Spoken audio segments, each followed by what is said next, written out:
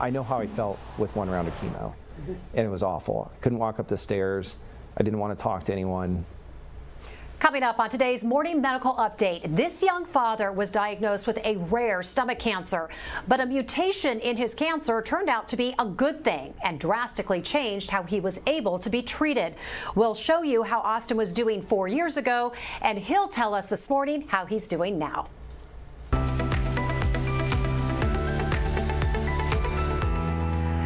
Good morning. So glad you're with us today. It's November 7th. I'm Jessica Lovell, and we are live inside the Dolph C. Simons Jr. Family Broadcast Studio. The American Cancer Society reports early-stage stomach cancer rarely shows symptoms. That means most stomach cancers aren't found until it's too late and has spread outside of the stomach. Today, we take you inside the OR to show you a unique treatment offered here that is fast becoming a national trend in how we treat certain cancers. So get your questions sent in to us through the links right here on your screen, or you can drop them in the chat thread below. We'll get to those in just a bit. But more than half of those diagnosed with stomach cancers are 65 and older. That was not the case for Austin Hill. He was in his early 30s, the prime of his life, when he was diagnosed with stage 4 metastatic gastric cancer. We met with Austin back in 2018 in treatment, but truly hopeful.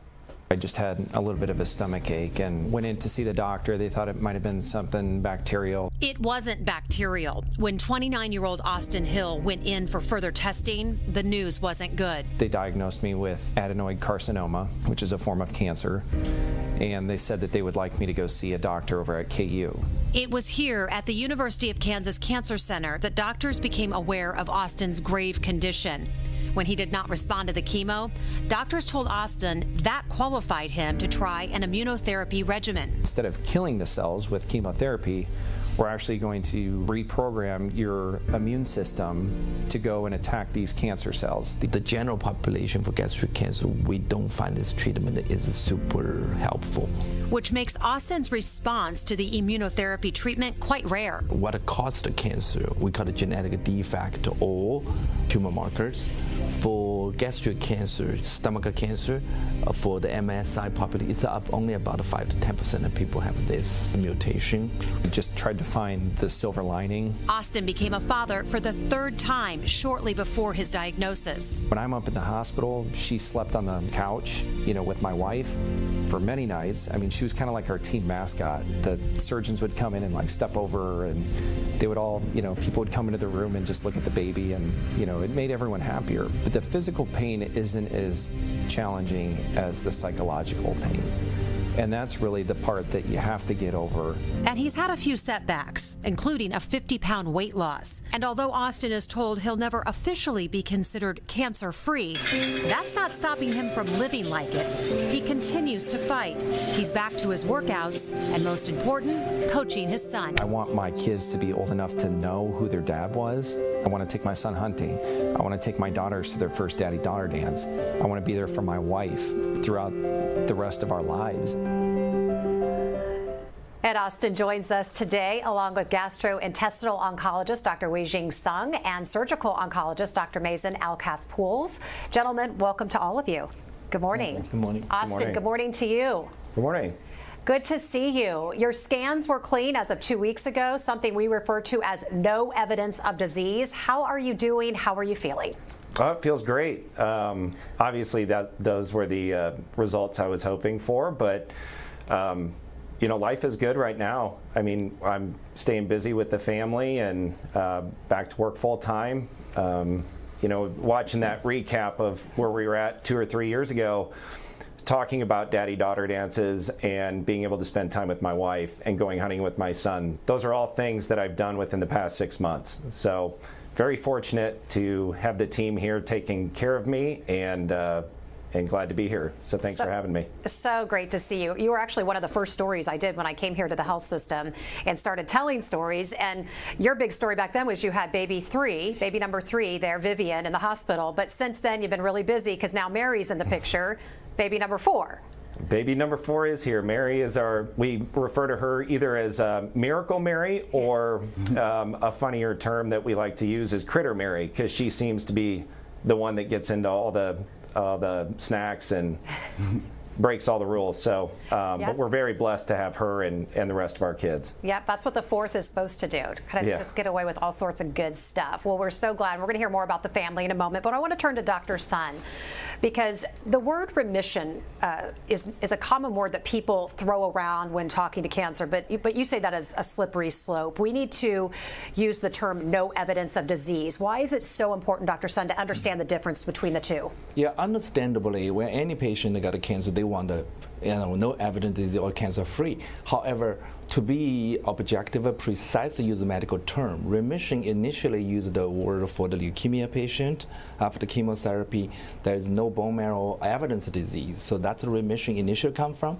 But the risk over there for any patient have a cancer come back, so called a high risk disease. Today we use the terminology minimal residual disease. Minimal residual disease means today's technology, you're not able to pick it up those diseases precisely. However, the risk of cancer is still there because some cancer cells, today's technology are not able to find it. In the future we may. So remission or cancer-free, this terminology is understandable used in the society, but for the medical professional, people do have a cancer, understand clearly, we use the no evidence disease. No evidence means by today's technology is the best we can do and is the most objective way. And you use that terminology because it's your job to find any evidence if it were to come around. But as far as Austin's concerned, no evidence of disease is exactly where you want him. Exactly. So then, on the other hand, we have the vigilantly to surveillance. If, God forbid, something is an early sign, we can act in them quickly, immediately. Surveillance. Dr. Alkass-Pouls, you said that it is possible to pull someone out of stage 4 cancer and into an NED state, but it's extremely rare in Austin's case. Tell us why. Yes, well, yeah, these days if someone has stage 4 disease, the classic is being colorectal cancer. We can potentially cure them or make them no evidence of disease, but gastric cancer is a very aggressive cancer. It's a more life-threatening cancer. So when somebody has stage 4 stomach cancer, we find that, you know, it's almost miraculous to save somebody and make them no evidence of disease. And that's why it's unique in his case. And we're going to talk about the unique treatment that you used in just a moment. But Dr. Sun, what was Austin's prognosis when you first met him? And how did you start to change that? Yeah, Austin's case is very unusual when he came to us, very young person to have aggressive disease and metastatic by that time. Is the peritoneum have a disease, which means the abdominal cavity was a disease by that time. If by older technology, older treatment, the prognosis overruled by statistically, average person is very bad disease.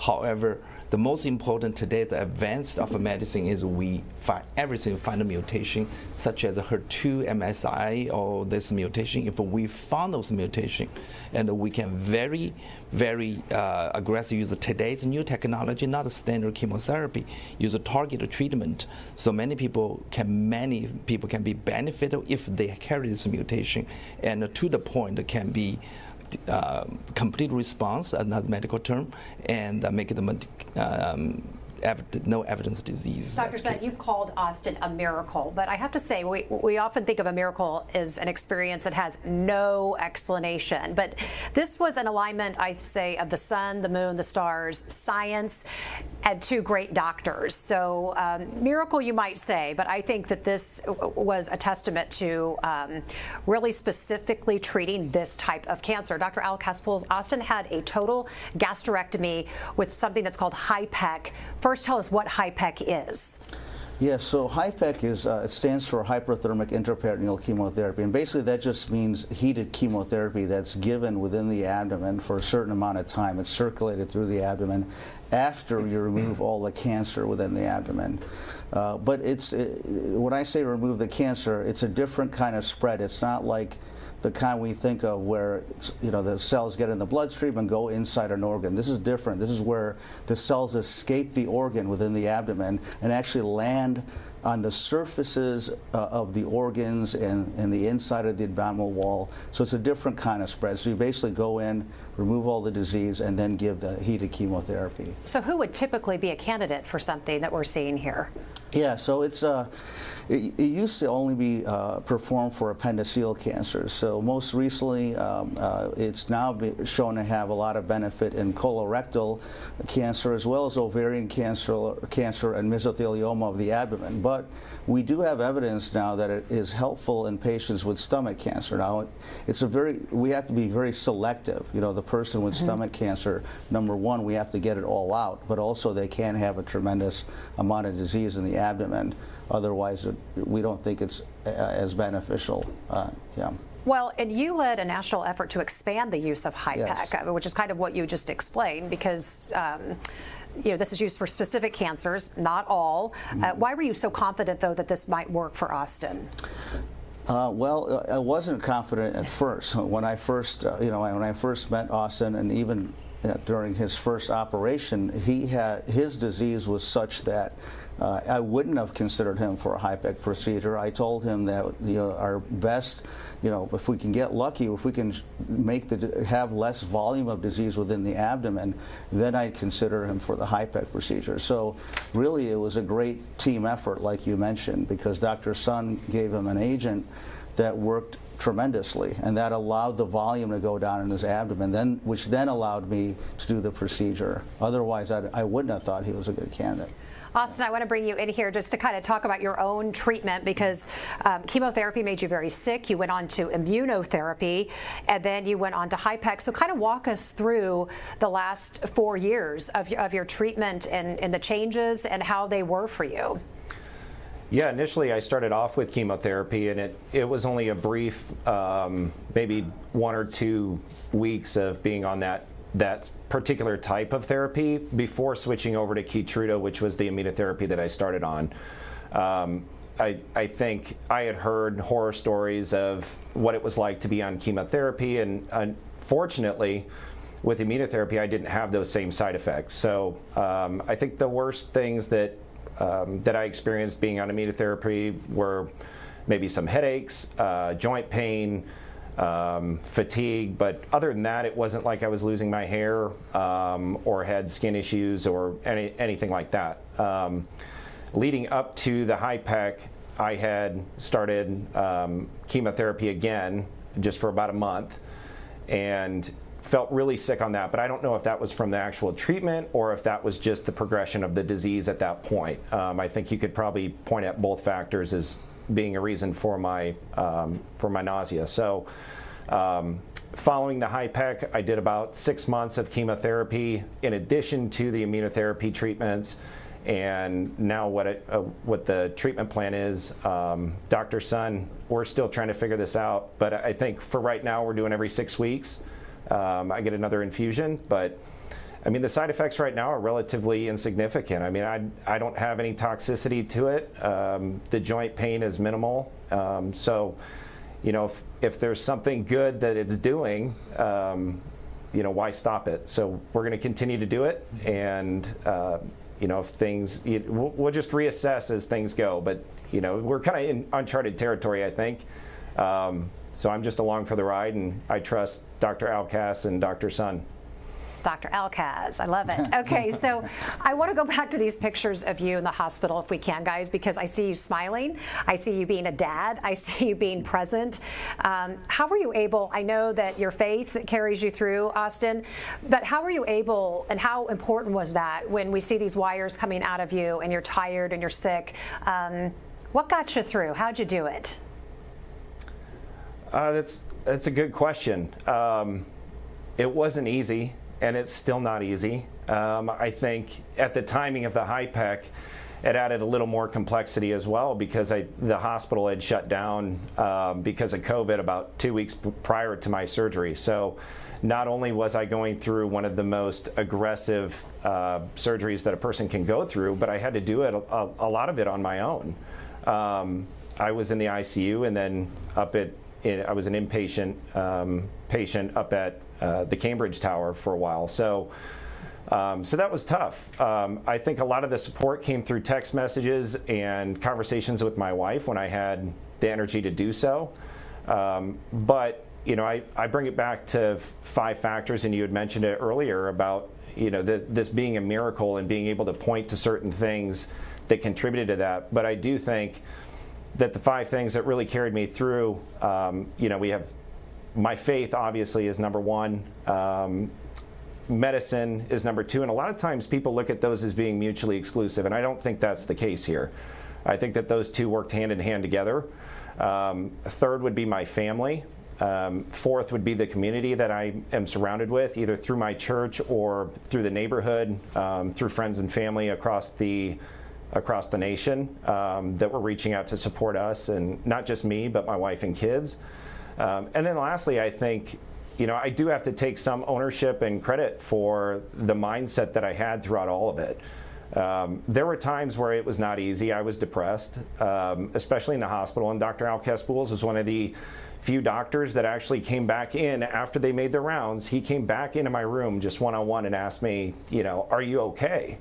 And that was the first time that anybody had really asked me that over, a 1 week, 2 week period. So I think all of those things combined really fed into the way that I was able to heal, and really attribute a lot of my success to those external factors, but then focusing on the things that I could control, and not getting upset about the things that were out of my control was definitely a major piece of that. And part of that was also staying active and working out. 4 years ago, we saw video of you that we showed in the piece earlier. This is you now. How important has just that physical power been for you? Oh, it's one of the main things that I like to focus on. I mean, there is no better way to feel like you're in control and you have some kind of say in the way that your health is dictated by working out, eating right. I did all those things leading up to my diagnosis, which was probably the biggest shock to most people that knew me when they found out. It was like, wait a minute, Austin, the guy that hasn't had a soda in 5 years and works out every day? Yeah, that's the guy that was diagnosed with stage 4 cancer. But that hasn't stopped me. I never became upset about, feeling like I wasted my time with that stuff. I feel like that's one of the factors that led to having such positive outcomes, was being in a position where I felt like mentally, physically, I was prepared to take this challenge on. Now, moving forward after the HIPEC, this is something that I know the 2 doctors that are sitting with you at the table probably don't love me doing back squats with a bunch of weight on my back, because I don't need to have another unnecessary surgery. But it really does, continuing to push myself and making myself uncomfortable. I think it keeps my mind sharp, and I think that it allows me to give myself the strength to continue on to be a father, to be able to coach my son, to be involved every day and have the energy to do those things.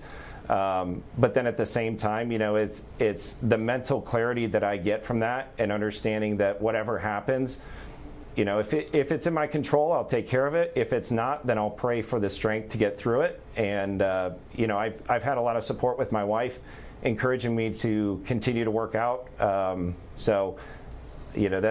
one thing that I'll continue to do, and I'll continue to do it until my body says I can't anymore. So. Yeah, he's going to be a tough one to stop, Doc. Sorry, I don't know what you're kind of just going to have to go with it. I was going to say, that's not a common result. Most people don't look like that after a gastrectomy, so don't expect that after a stomach, whenever your stomach is completely removed. Okay, yeah, but that's a lot of determination. You mentioned your wife, and she is here today. And I'm sorry, I'm not going to miss the chance to take a peek into our control room where our guys are. And there's Maggie and Bob and Logan are in there, and there is your wife, and I know she has been by your side the whole time. And today is no exception. So we're glad to have you. Thank you for being with us.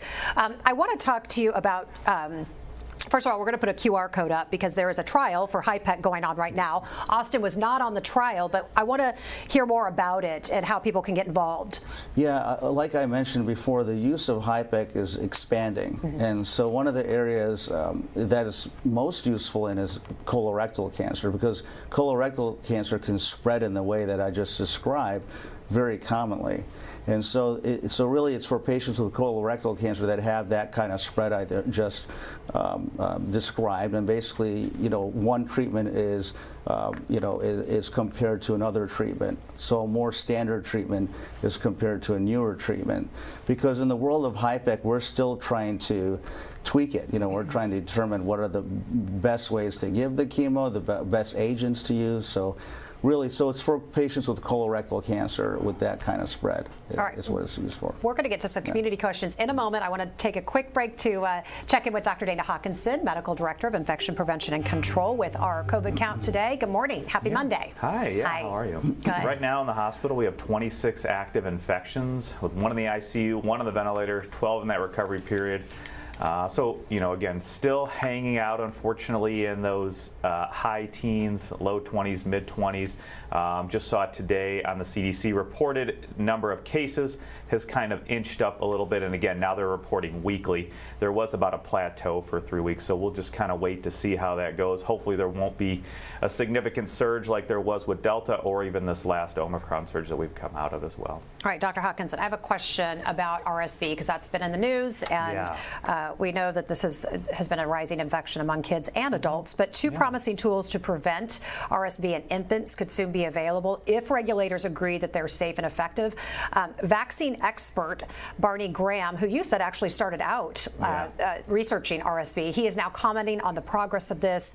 What do you know about that? And of course, what are your thoughts? Yeah, I mean, I think it's great. I think, Barney Graham is obviously an expert. He's helped with the COVID-19 vaccines. He initially, I believe, started out as researching preventive measures, vaccines, or treatments for RSV. It has been a long time. We know the morbidity and mortality that RSV can cause, both in infants, but also in older age adults as well. Right now, this story is regarding the infant protection.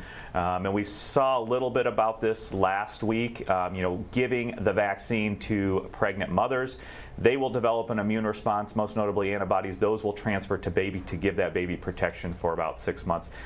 It showed very good interim results, and I think this is one great thing. And certainly, if Dr. Graham is behind it, he obviously knows the ins and outs of all that science and data. It's a very good thing as well. All right, Doc Hawk, thanks so much. Any reporters on the line?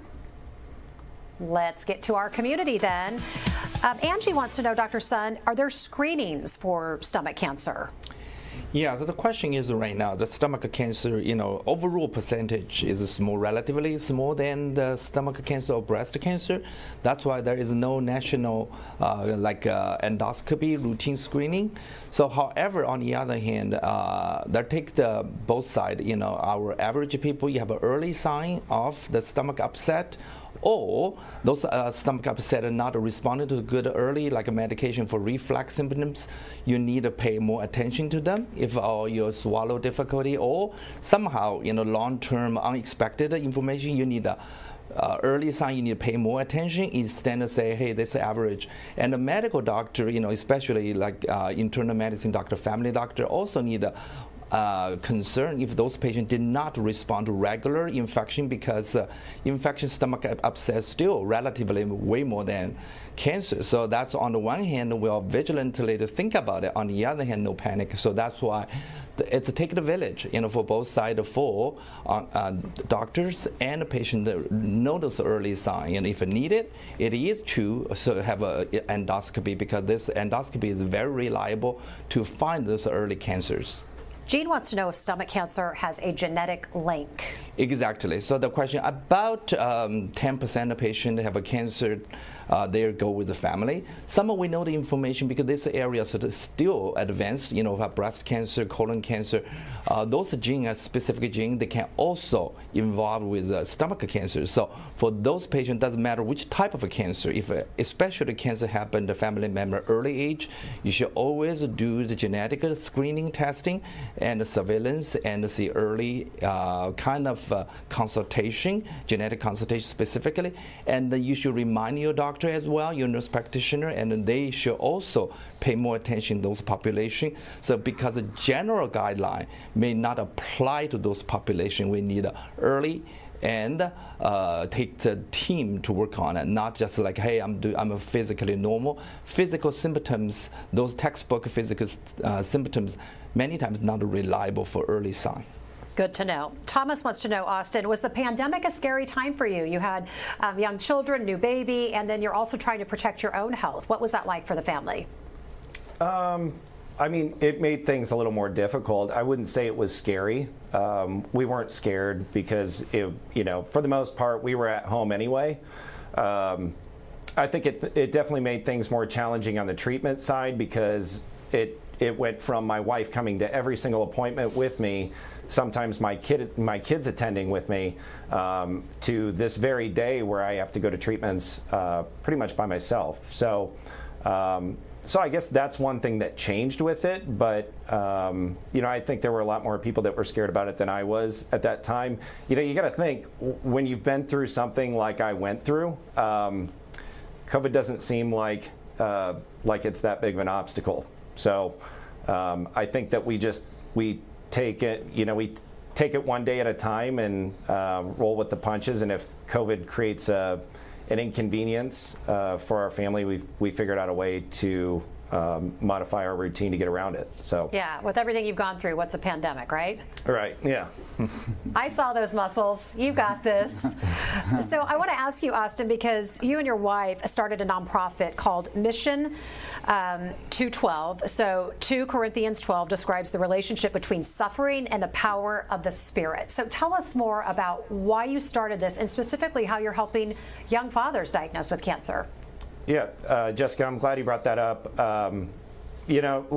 Throughout the past 4 years, I had mentioned several times to my friends and family that had supported us that at some point I would try to give back to the community that gave so much to us. And my wife and I had this big lofty dream, it seemed like at the time, to start a foundation. Well, more often than not, cancer foundations are started in memory of people that had struggled with cancer. But I've been fortunate to see this come to fruition and still be around to lead the efforts around it. So one of the major disparities, so I'm in healthcare administration. I've been in healthcare administration for the past 10 years, and one of the things we always talk about is population health and healthcare disparities.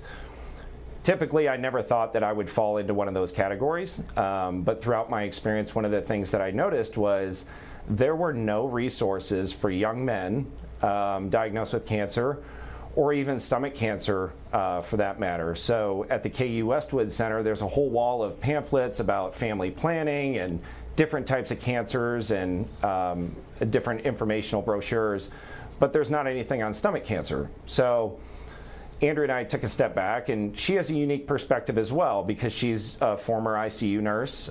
She still has her nursing license and works PRN, but she understands it from the medical side, but also from the caregiver side, being a spouse of someone battling cancer at that time. So we've taken both of our unique perspectives and turned that into something that we can hopefully help support other families that might be in a similar situation, particularly young men that are diagnosed with cancer, that have dependents under the age of 18 living at home with them.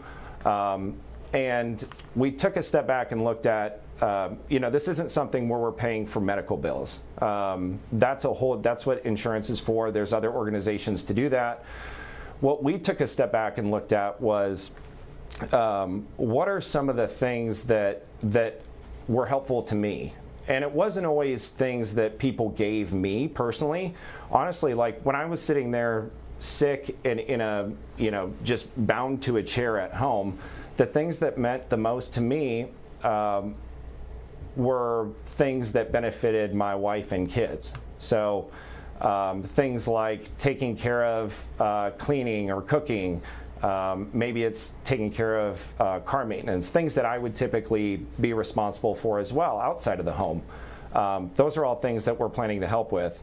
But then also, like one of the other factors, when I was diagnosed, I was 6 months away from my 30th birthday.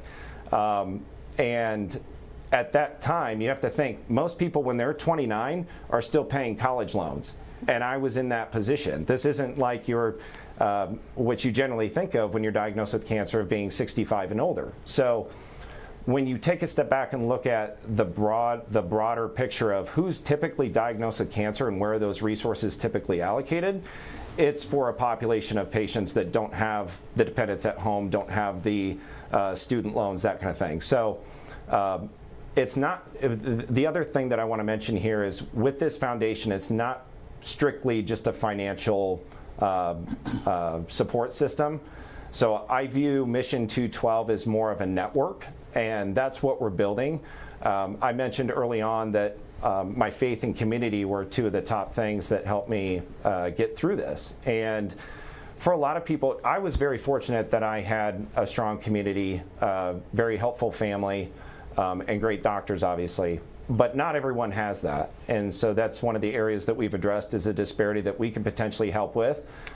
We held our first fundraiser a few weeks ago, and the feedback that we got from people that weren't even invited to the event, they were just simply at the restaurant that we were hosting it at, they had offered, after we spoke, they physically walked up to me and offered their services and their help, and they said, how can I help?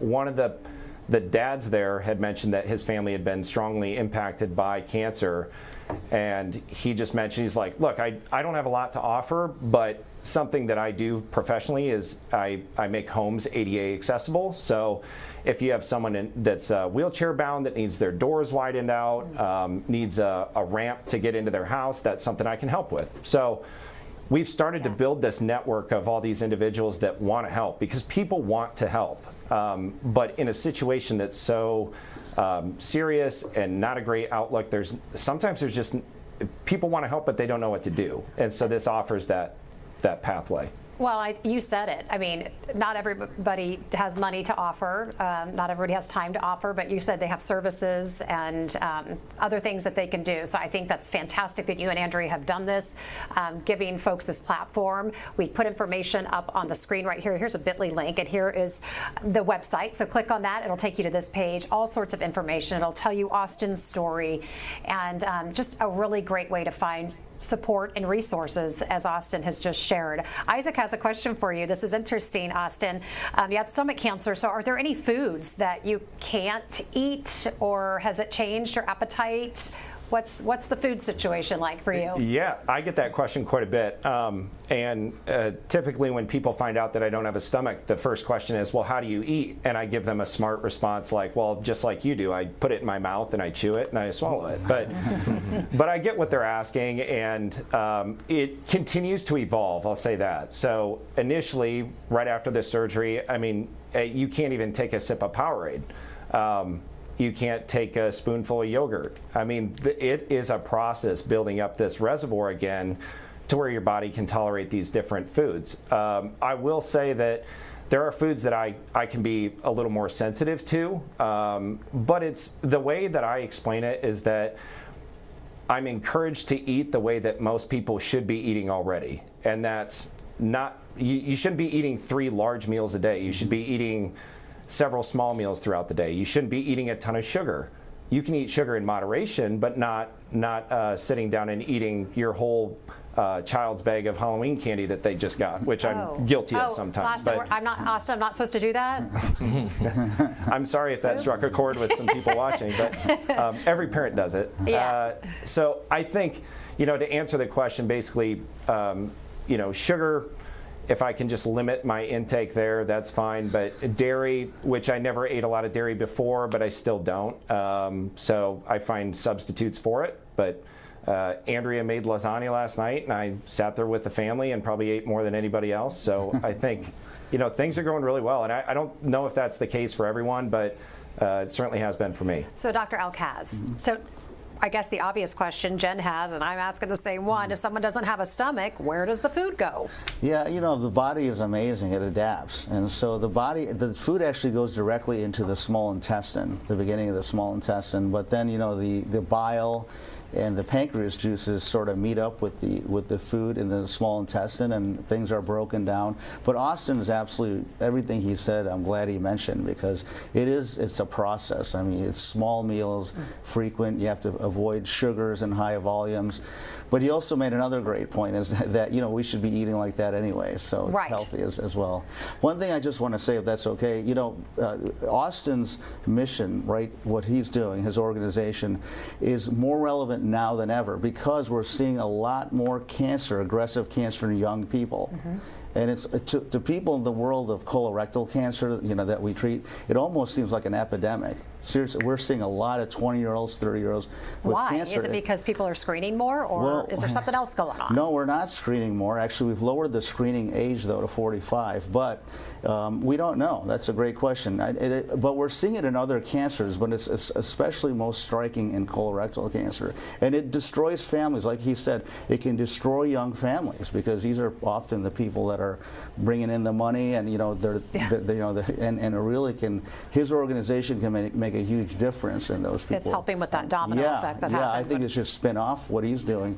I think another organization can spin off of that organization because it's a great idea. It's a great thought in modern times. Exactly. And Bitly link is right there on your screen if you want to check out Austin and Andrea's foundation. I want to get to our final thoughts from all of our guests today. Dr. Sun, I want to start with you. Yep. Final thoughts from you. Oh yeah, I think it's the most important. The question is early diagnosis is very important. Early sign is important, and it takes a patient, a family education. It's very, very important. Number two is science is evolving all the time, so that's why anytime the physician has to know, everybody has to know molecular markers, and the biology is the most important. Technology is the evolution, and on the other hand, social support, physical activity is also important for patient. Some of them unfortunately have cancer. On the other hand, the young generation has to know a lot of technology, have to use it for day in, day out life, and be warning sign is always take vigilant, this attention to this. Sounds like very unspecific symptoms. The early you have a warning sign, the better you find early, because any cancer you find early stage is very curable. And of course, Austin's case is very unique, but on the other hand, because of science advantage, those mutation marks really make a difference. The research is important. Tertiary care cancer, like a comprehensive cancer, like a University of Cancers, can really make a difference because the expertise are here. It's very important. Dr. Sun, thank you so much. Dr. Alkaz, Yeah, final I mean, thoughts? I think Dr. Sun made some great points. Obviously, never lose hope, never give up. I think Austin, what he did was remarkable, like he said. But I like what Dr. Sun said. A lot of young people, when they have these subtle sort of symptoms, they're young and they think that it can't happen to them. But just know your body when something is just not quite right. Just make sure you go to your primary care doctor and really push them. Say, listen, this is not right, and that can lead to an endoscopy. That can lead to early diagnosis. And so, yeah, I think that's a great point. I want to share something that one of our viewers just said. Anne, and thank you for sharing. She says, I'm 65 years old. 51 years ago, my dad died from a similar cancer. She said, this is really heartbreaking for me to hear the advances in treatment. And it must be. I think we get so excited about the advancements, but then you think, gosh, darn it, if this would have been around when Dad was still here. Just what words of wisdom could we leave Anne with about these advancements and the good that comes from it? Yeah, I mean, I think that's something it's even happened in my family. I mean, there are certain people. I mean, there's nothing you can really do. I mean, you just have to move forward. But even my father passed away from a trauma, and in modern times he would have easily been saved. Really? But you can't just think you can't let it just bother you. You just have to understand that that's just life. It is life, and then people like Austin and his family get to experience it different and give back and create foundations that then pay it forward and forward and forward. So hopefully, and that's some good that comes out of things like that. For this particular case, I would consider, because your father diagnosed the disease relatively young, so really genetic assessment should be done, should be evaluated. That's what you can control. Your father's, I'm sorry for the past, you cannot control, but control the controllable, which is doing the genetic surveillance and watching out those details. On the other, science and the technology are advanced. 50 years we can do today. 50 years from today, I think the cancer is just like a common disease, like diabetes, hypertension, we can control it. So keep the hope and the science advance. Control what you can control. Austin, I think that's how you've been living the last 4 years of your life. I want to put up that Bitly link if we can, guys, one more time so I can read it aloud. Bitly/ MMU Foundation, bit.ly/MMU Foundation. That is for Andrea and Austin's foundation, Mission 212. So please, final thoughts from you, Austin. And again, thank you so much for sharing your story then and coming back and sharing it now. And we hope to hear more and more from you as the years go on. Living life really well. Absolutely. Yeah, no, and thanks again for having me. And to your point, when I was diagnosed, I think the immunotherapy treatment had been FDA approved for stomach cancer just months prior to my diagnosis. So I was very close to that, timeline of not qualifying for it. So, and it's also one of the things that helped me get through the HIPEC surgery, because that is a scary surgery when they explain it to you. It is not an easy one to process. At the same time, I was in a position where I'm thinking, what options do I have at this point? Like, this is the route that I need to go. But at the same time, I look at my wife and I look at my kids and I think about their kids, my grandkids someday, that, 50 years from now, 100 years from now, that HIPEC is probably going to be looked at as something that was barbaric. But at the same time, it's going to lead to some kind of answer, whether it benefited me or not.